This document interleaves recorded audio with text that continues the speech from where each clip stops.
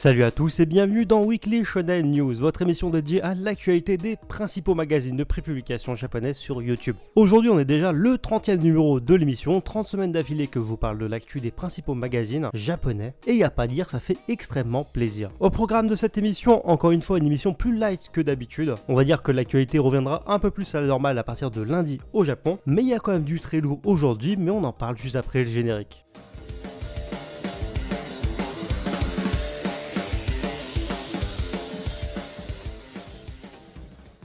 Avant de débuter l'émission, comme d'habitude, si vous aimez ce genre de concept, je ne peux que vous inviter à lâcher les pouces bleus. Plus il y a de pouces bleus, plus la vidéo sera mise en avant sur YouTube. Donc un grand merci à vous. Si ce n'est pas encore fait ou que vous n'avez pas encore franchi le pas, je vous invite également à vous abonner à la chaîne. C'est totalement gratuit et vous pourrez suivre toute l'actu manga sur YouTube. Et je rappelle que je suis également disponible sur Twitter et Instagram. Les liens sont à l'écran et en description. Bref, on attaque l'actu manga avec le Weekly Shonen Jump. Et concernant le célèbre magazine, il faut savoir que la couverture du Shonen Jump numéro 25 sera occupé par le manga Dr Stone, qui bien entendu aura le droit au traditionnel lead color dans le même numéro. Pour les autres pages couleurs, donc les pages couleurs simples, elles sont remises dans le numéro au manga High School Family, Akaishin Megu-chan. Et c'est tout ce qu'on a pour l'instant concernant le Jump. Donc je me permets d'ajouter une petite information issue, on va dire, de l'éditeur Shueisha. Et cette information est rapide mais elle est sympa. Voici le logo du manga Chuchin X, le nouveau manga de Sui Ishida, l'auteur de Tokyo Ghoul. On n'a pas plus de news à ce sujet, mais ça fait quand même plaisir d'avoir des nouvelles par rapport au prochain projet de l'auteur. Enchaînons cette fois avec le Shonen Magazine et son actualité. Le Weekly Shonen Mag numéro 25 proposera en tête d'affiche de son lead color le manga Fire Force, qui devrait également bénéficier de la couverture numérique du magazine. Les mangas Four Knights of Apocalypse et Blue Lock, quant à eux, ont le droit à des pages couleurs traditionnelles. Enfin, le manga Blue Lock va avoir des pages additionnelles dans son prochain chapitre, tout comme Love or Magic qui aura le droit à 2 chapitres dans le même numéro, et le manga Ace of Diamond Act 2 aura lui aussi le droit à des pages supplémentaires.